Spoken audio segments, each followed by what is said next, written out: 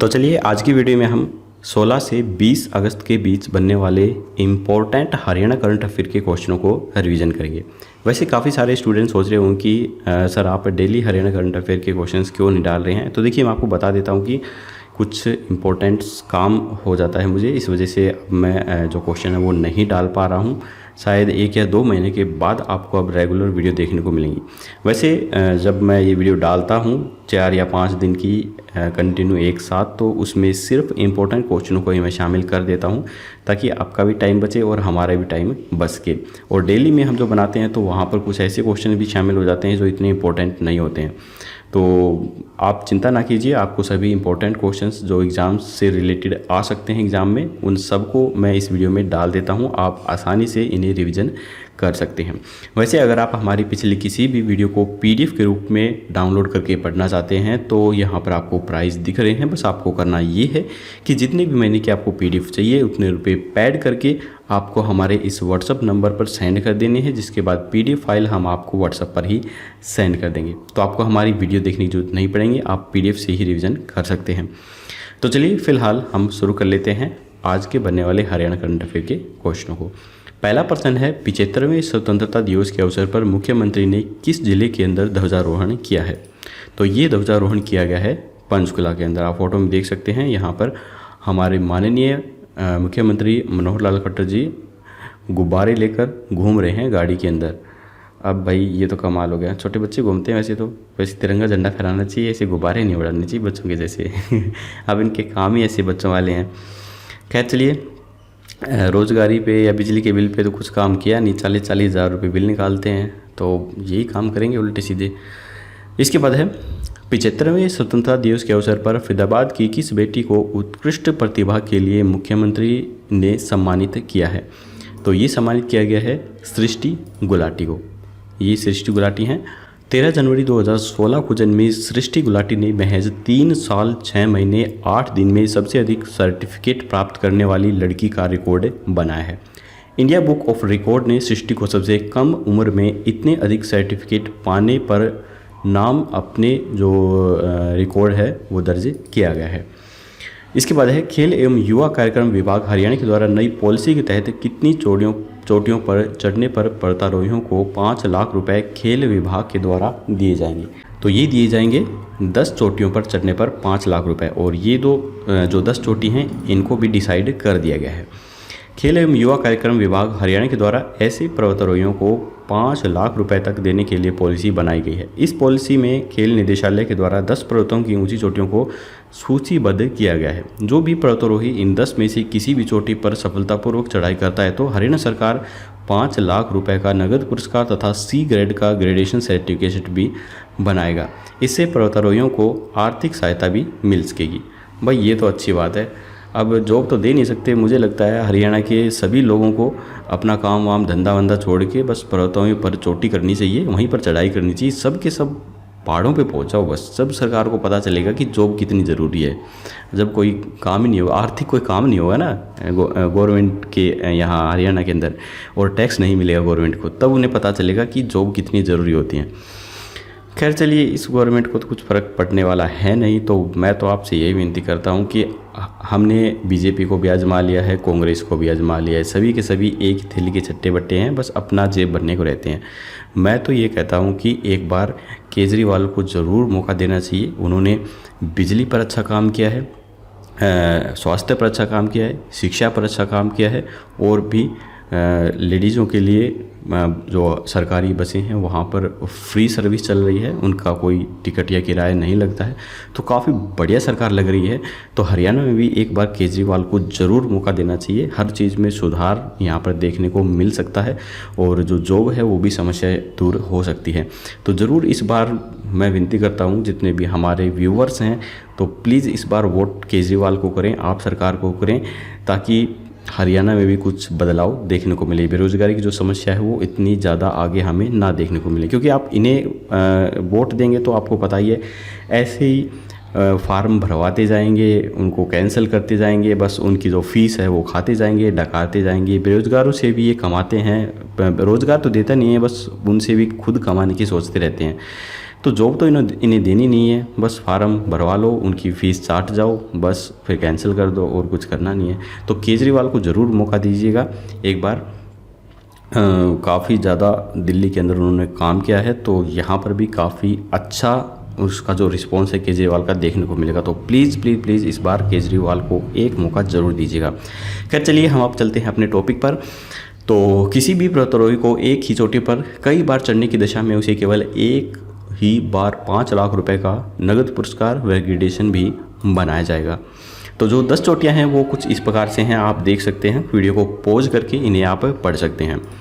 इसके बाद अगला क्वेश्चन है कि हाल ही में हरियाणा में किसे राष्ट्रपति पुलिस पदक से सम्मानित किया गया है।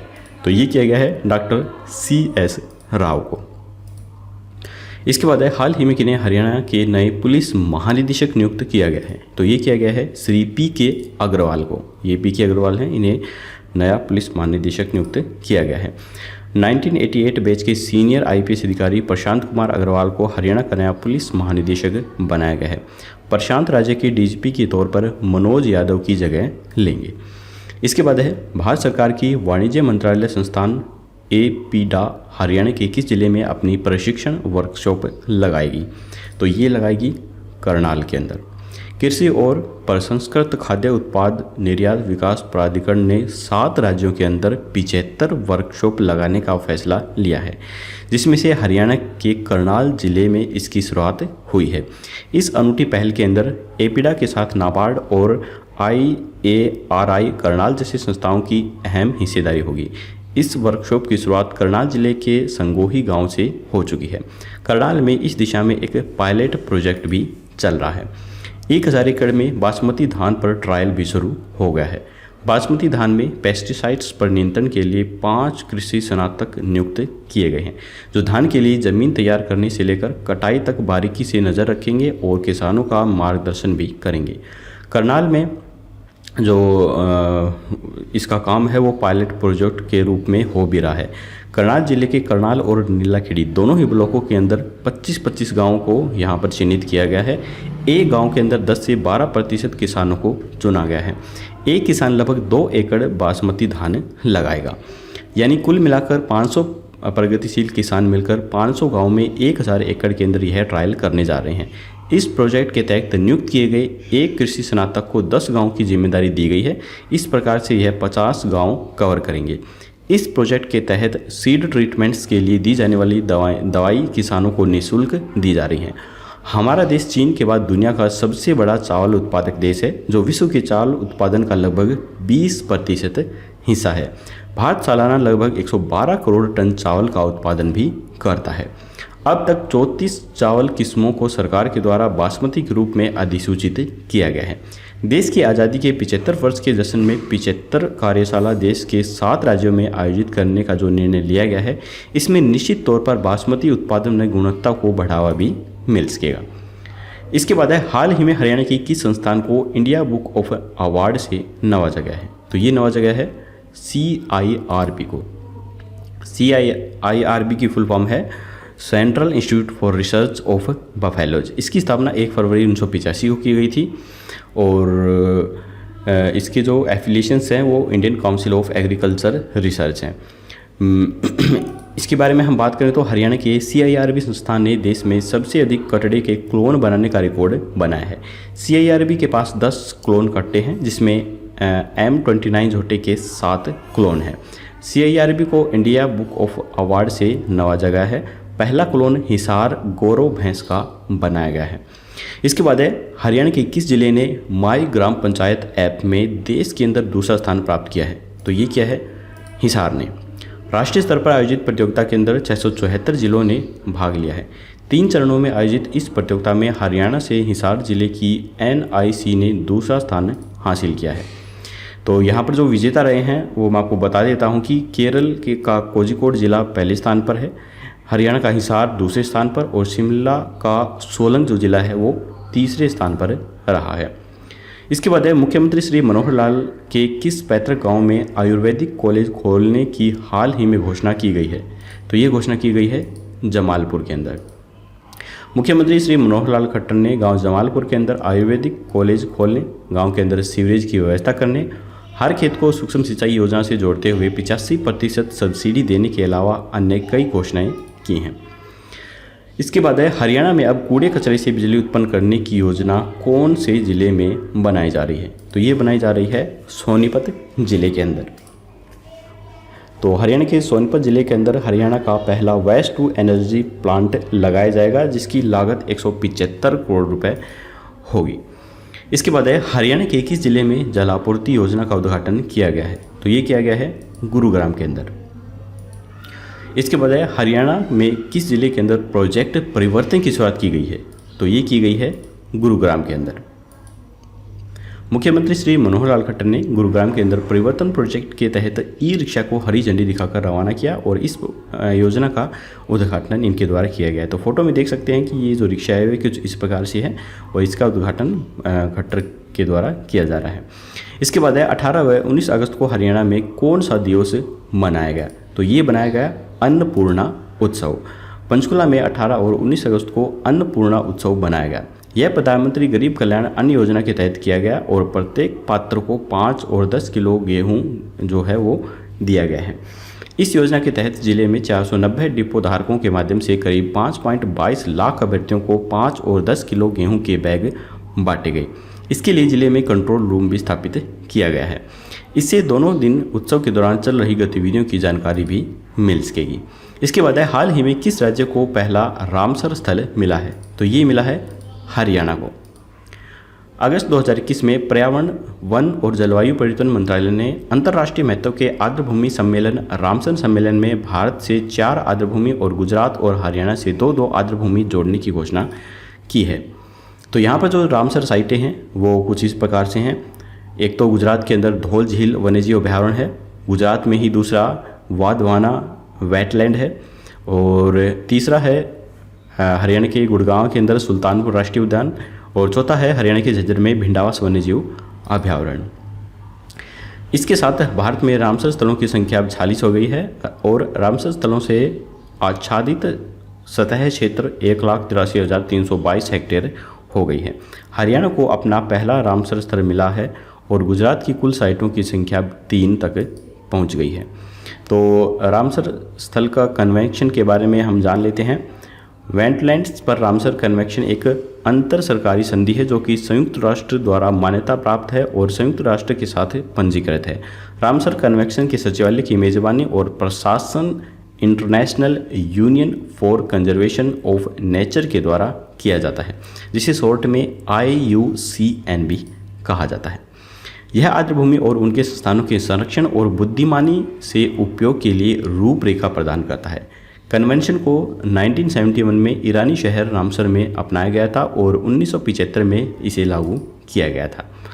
अगर हम बात करें विश्व आर्द्रभूमि दिवस की, तो यह प्रत्येक वर्ष 2 फरवरी को बनाया जाता है।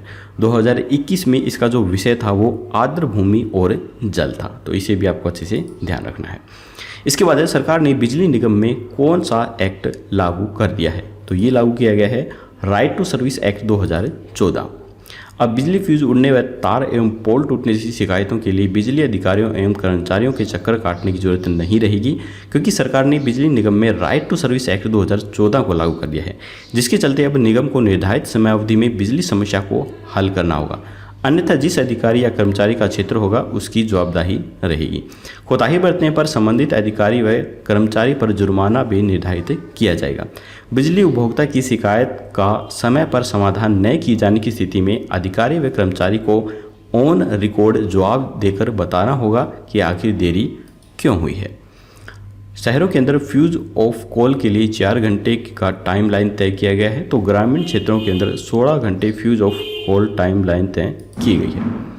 इसके बाद है हरियाणा के किस बहादुर बेटे को शौर्य चक्र से सम्मानित किया जाएगा? तो ये किया जाएगा विकास खत्री को। आप फोटो में भी नहीं देख सकते हैं। बहादुरगढ़ के बहादुर बेटे विकास खत्री को शौर्य चक्र से सम्मानित किया जाएगा। अब बहादुरगढ़ है तो बहादुर तो मिलेंगे ही। दिसंबर 2020 में पीर पंजाल की पहाड़ियों में ड्यूटी के दौरान विकास को आतंकवादियों की जानकारी मिली थी। इन आतंकवादियों का पीछा करते हुए विकास ने 2 आतंकवादियों को मार गिराया और एक को इन्होंने पकड़ लिया।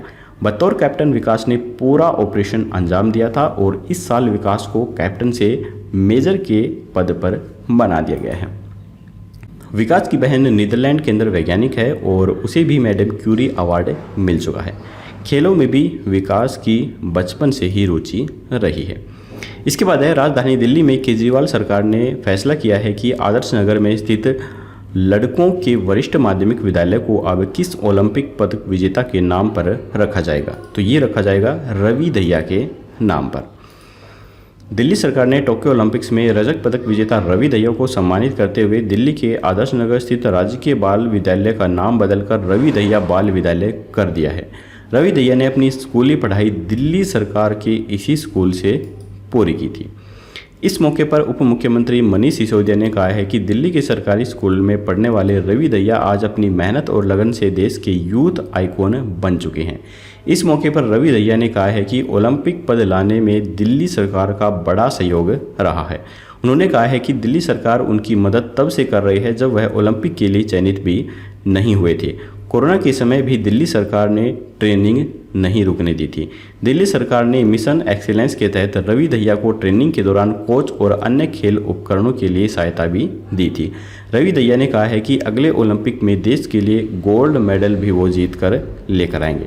तो आप देख सकते हैं कि दिल्ली सरकार के जो भी काम होते हैं वो लोगों को सपोर्ट करते हैं, लोगों का सहारा बनते हैं, लोगों को ध्यान में रखते हुए दिल्ली गवर्नमेंट काम करती है।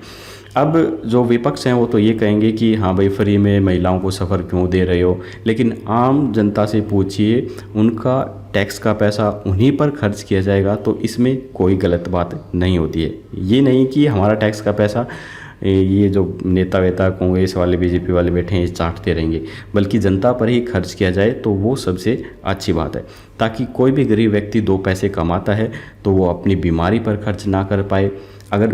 अगर हमारी स्वास्थ्य सेवाएं अच्छी हैं तो वो उन पैसों को बचा सकता है। अगर हमारी शिक्षा व्यवस्था अच्छी है तो वो उन पैसों को बचा सकता है। अगर हमारा बिजली का बिल ज़्यादा नहीं आता है तो वो अपने पैसों को बचा सकता है। अगर हमारा पानी का बिल ज़्यादा नहीं आता है तो वो उन पैसों को बचा सकता है। तो इस प्रकार से हर एक व्यक्ति कुछ पैसे बचाएगा तो ही वो आगे बढ़कर एक अच्छा बिजनेसमैन बन सकता है या एक अच्छी लाइफस्टाइल जी सकता है। तो ये आप सबको सोचना चाहिए। नहीं तो अब इनके राज में आप देख लीजिए, जो ये बीजेपी कांग्रेस हैं, ना ही शिक्षा अच्छी है, बिजली का बिल 40 हज़ार आता है और ना ही यहाँ पर किराए में कोई रियायत दी जाती है, और बस बिजली का तो पूछो ही मत, इतना बुरा हाल है। कल मेरे पास मेरा फ्रेंड आया, बोला कि भाई मेरा जो मीटर है ना वो 2 महीने से जला हुआ है, बिल्कुल जला हुआ है, और उसका जो बिजली बिल ना मैं देख के चौंक गया, 27,000 रुपये उसका बिजली बिल आ रहा है। तो ये हालात हैं इन बीजेपी और कांग्रेस वालों के, इतना बुरा हाल है। देश को लूट के खा जाओ, बस इनका मतलब ये है कि गरीब आदमी से देश को लूट के खा जाओ, और उस बिल को ले के चक्कर काटते हुए से कम 10 से 15 दिन हो गए हैं, लेकिन उसका कोई समस्या का समाधान नहीं किया जा रहा है। उसे बोला जा रहा है कि ये पैसे तो आपको भरने ही पड़ेंगे। हालांकि उसका जो मीटर है वो 2 महीने से फूका हुआ है, फिर भी उसे कहा जा रहा है कि ये पैसे तो आपको भरना ही पड़ेंगे। तो इतना बुरा हाल है। तभी मैं कहता हूँ कि इस गवर्नमेंट में कोई भी गरीब आदमी पैसे बचा ही नहीं सकता है, बल्कि उसे कर्ज लेके देना पड़ेगा। किनको? बिजली बिल वालों को। इसी प्रकार ये तो एक एग्जाम्पल है बिजली बिल का, मतलब बहुत सारी इतनी समस्याएं खड़ी कर रखी हैं। अगर आप यहाँ पर इस गवर्नमेंट के अंदर एक आपको सिंपल सा एक आधार कार्ड भी बनाना होगा ना, तो उसके लिए भी आपको 10 दिन तक तहसील के चक्कर काटने पड़ेंगे, तब जाके आपको वो आधार कार्ड बनेगा। केजरीवाल ने हाल ही में तहसील के ऑफिस पर ताला जड़ दिया है, वहाँ पर ताला लगाया गया है जहाँ पर इस प्रकार की डोमोसाइल या कास्ट सर्टिफिकेट या फिर आधार कार्ड वगैरह इस प्रकार की बनती हैं। क्यों लगाया गया है? क्योंकि ये सभी सेवाएं घर बैठे ही एक कॉल पर बनेंगी। खुद गवर्नमेंट ऑफिसर आएंगे और वो आपके घर पर बना के जाएंगे, ताकि आपका भी टाइम सेव हो, अगले का भी सेव हो, और आपको डेली चक्कर ना काटने पड़े। तो ऐसी बहुत सी चीज़ें हैं जो केजरीवाल कर रही है। अगर आपने केजरीवाल के बारे में ज़्यादा नहीं देखा है तो यूट्यूब पे ज़रूर सर्च कीजिए, देखिए केजरीवाल किस प्रकार से काम कर रहा है और क्या क्या अच्छे काम किए गए हैं, आपको बहुत सारी चीज़ें मिलेंगी ऐसी जो काफ़ी ज़्यादा बदलाव कर रही हैं। देखिए छोटी छोटी बातें जो चीज़ें होती हैं वो आगे चलकर बहुत बड़ा बदलाव ला देती हैं। तो ये नहीं है कि एक छोटा सा काम कर दिया तो कोई बड़ी बात नहीं है, नहीं, ये छोटी छोटी ही चीज़ें आदमी को उन्नति के रास्ते पर लेके चलती हैं। तो प्लीज़ इस बार मैं तो यही कहूँगा कि आप लोग अपने सगी संबंधियों को, अपने फ्रेंड को, दोस्तों को, आस पड़ोस को यही कहिए कि बीजेपी गवर्नमेंट को छोड़कर केजरीवाल को एक मौका ज़रूर दीजिएगा इस साल, ठीक है। खैर चलिए हम चलते हैं अपने टॉपिक पर। और अगला जो क्वेश्चन है वो है कि हरियाणा सरकार ने अनैतिक प्रथाओं के लिए आमतौर पर प्रयोग किए जाने वाले किस शब्द के इस्तेमाल पर प्रतिबंध लगा दिया है। तो ये लगाया है गोरख धंधा पर प्रतिबंध। हरियाणा सरकार ने अनैतिक प्रथाओं के लिए आमतौर पर प्रयोग किए जाने वाले गोरख धंधा शब्द के इस्तेमाल पर पूरी तरह से प्रतिबंध लगा दिया है। मुख्यमंत्री श्री मनोहर लाल ने यह निर्णय गोरखनाथ समुदाय के एक प्रतिनिधित्व मंडल के द्वारा उनसे मुलाकात करने के बाद लिया है।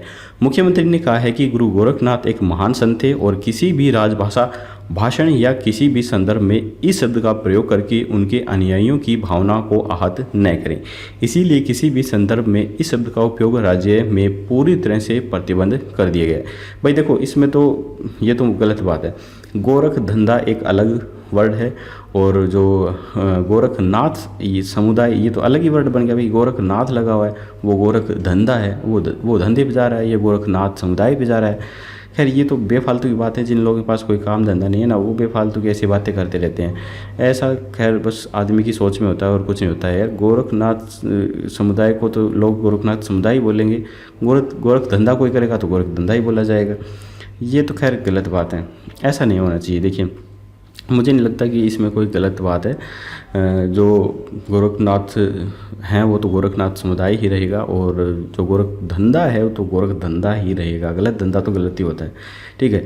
तो ये तो कोई बड़ी बात नहीं है, बेफालतू के काम है। जिनके पास फालतू का टाइम है ना वो करते हैं, ये सोच ले बस, और कुछ नहीं है। खैर अगला क्वेश्चन है कि किस कंपनी ने ओलंपियन मीराबाई चानू को न्यूट्रीलाइट्स का ब्रांड एम्बेसडर नियुक्त किया है। तो काफ़ी इंपॉर्टेंट क्वेश्चन है और ये जो क्वेश्चन है ये बहुत ही इंपॉर्टेंट होते हैं और इस प्रकार के क्वेश्चंस बहुत ही ज़्यादा चांस होते हैं कि एग्जाम्स में आपको देखने को मिले। तो इसे अच्छे से ध्यान रखना है कि ओलंपिक मीराबाई चानू को न्यूट्रीलाइट का ब्रांड एम्बेसडर नियुक्त किया गया है। तो किस कंपनी के द्वारा नियुक्त किया गया है, वो है एमवे इंडिया के द्वारा। ध्यान रखिए, एमवे इंडिया के द्वारा। मैं आपको फोटो में दिखा देता हूँ, यही है मीराबाई चानू। इसके बाद है रोहतक के किस खिलाड़ी ने जूनियर वर्ल्ड कुश्ती चैंपियनशिप में कांस्य पदक जीता है। तो ये जीता गया है दीपक नेहरा के द्वारा। फोटो में इन्हें देख सकते हैं। रोहतक जिले के गांव निदाना निवासी दीपक नेहरा ने रूस में हुई जूनियर वर्ल्ड कुश्ती चैंपियनशिप में कांस्य पदक जीता है। दीपक ने 97 किलो भार वर्ग में यह मुकाबला लड़ा है, जिसमें उन्होंने हंगरी के खिलाड़ी को हराकर मेडल देश के नाम किया है। तो इनके द्वारा कुछ उपलब्धियां जो हैं वो इस प्रकार से हैं। 5 से अधिक बार ये नेशनल स्तर पर गोल्ड मेडल जीत चुके हैं। 2 बार खेलो इंडिया में गोल्ड मेडल, 2 बार अंडर 17 में गोल्ड मेडल और 1 बार जूनियर के अंदर भी ये गोल्ड मेडल जीत चुके हैं। तो काफ़ी अच्छे खिलाड़ी हैं। तो चलिए अब हम देख लेते हैं इससे पिछले की वीडियो में हमने आपसे क्या क्वेश्चन पूछा था। हमने पूछा था कि हरियाणा राज्य अंतर जिला परिषद का गठन करने वाला देश का कौन सा राज्य बना है। तो इसका जो राइट आंसर है वो है हरियाणा पहला राज्य बना है। हरियाणा देश का ऐसा पहला राज्य है जहां अंतर जिला परिषद का गठन किया गया है। प्रदेश के गांव को स्मार्ट बनाने के लिए हरियाणा स्मार्ट ग्राम प्राधिकरण का गठन किया गया है। 10,000 तक की आबादी वाले गांव के लिए दीनबंधु हरियाणा ग्राम उदय योजना तथा इसके अधिक आबादी वाले गांवों के चौतरफा विकास के लिए महाग्राम विकास योजना बनाई गई है। तो चलिए अब हम देख लेते हैं आज का क्वेश्चन। आज का क्वेश्चन है कि हरियाणा के किस जिले में मल्टी मॉडल लॉजिस्टिक्स हब का निर्माण किया जाएगा। तो इसका जो आंसर है वो आपको हमें कमेंट बॉक्स में लिखकर बताना है। तो आज की वीडियो यहीं पर खत्म हुई और अगर आप वीडियो अच्छी लगी आपको तो लाइक जरूर कीजिएगा। चैनल पर नए हैं तो सब्सक्राइब करना बिल्कुल मत भूलिए और आप PDF खरीदना चाहते हैं तो हमारे व्हाट्सएप नंबर पर हमें मैसेज कर सकते हैं। खैर फिर मिलेंगे ऐसी ही एक नई वीडियो के साथ, तब तक के लिए जय हिंद जय भारत।